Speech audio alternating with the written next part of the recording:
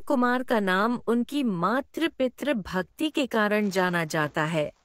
वह अपने अंधे माता पिता के एकलौती संतान थे। एक बार जब वह अपने माता पिता के लिए जलाशय से जल लेने के लिए गए, तब राजा दशरथ के एक बाण के कारण उनकी मृत्यु हो गई थी।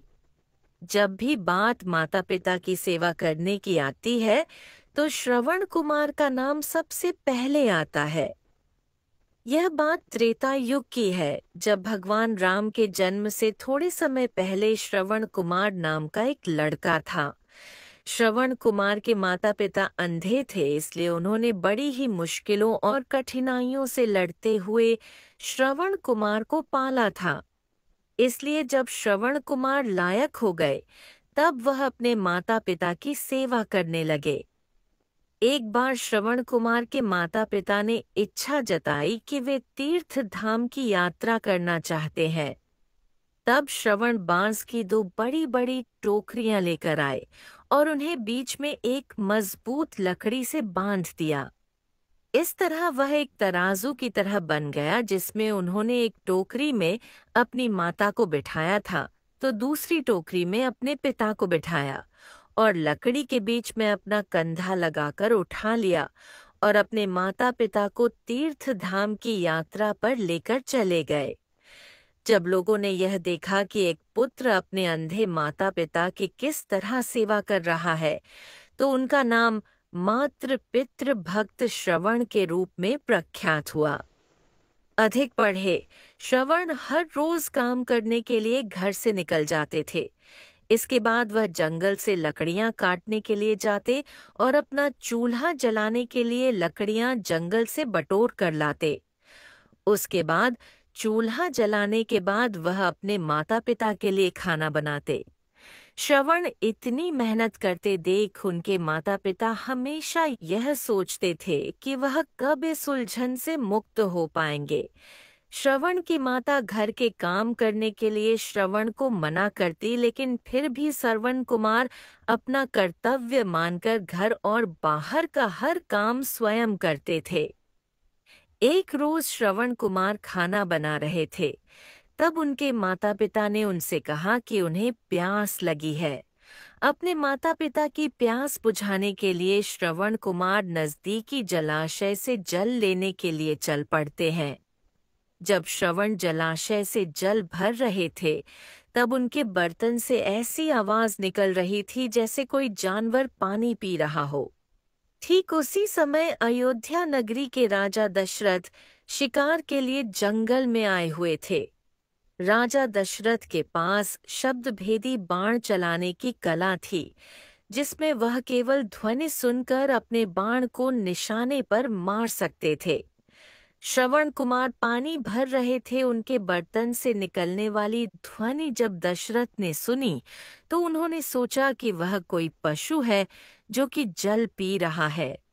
यही सोचकर राजा दशरथ ने उस ध्वनि की तरफ अपना बाण छोड़ दिया।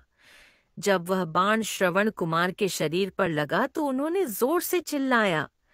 श्रवण कुमार के चिल्लाने की आवाज सुनकर राजा दशरथ को आभास हुआ कि उन्होंने किसी मनुष्य पर बाण चला दिया है।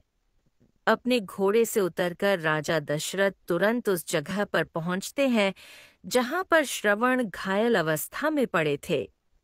राजा दशरथ को अपने के अंतीसके की मीठी पे ग्लानित महसूस होती है और वह मन ही मन बहुत दुखी होते हैं और श्रवण कुमार से क्षमा मांगने लगते हैं।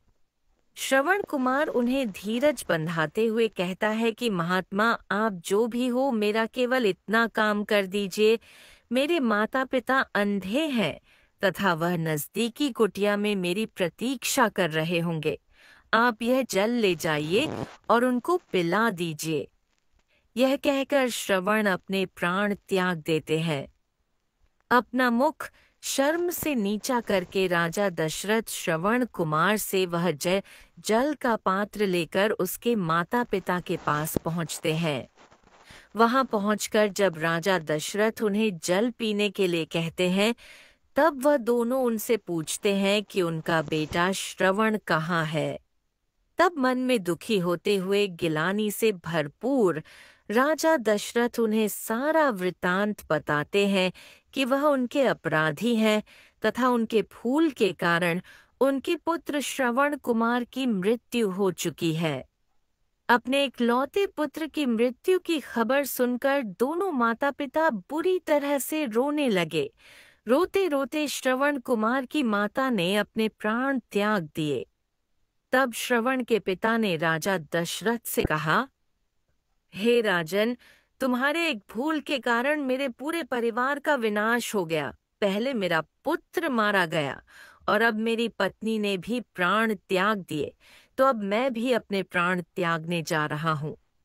इसलिए मैं तुझे श्राप देता हूँ कि जिस तरह आज मैंने अपने पुत्र के वियोग में अपने प्राण त्यागे हैं, उसी तरह तू भी भविष्य में एक दिन अपने पुत्र के वियोग में प्राण त्याग देगा। राजा दशरथ को यह श्राप देते हुए श्रवण के पिता भी अपने प्राण त्याग देते हैं। उसके बाद में दुख और ग्लानि से भरे हुए राजा दशरथ उन तीनों का अंतिम संस्कार करते हैं।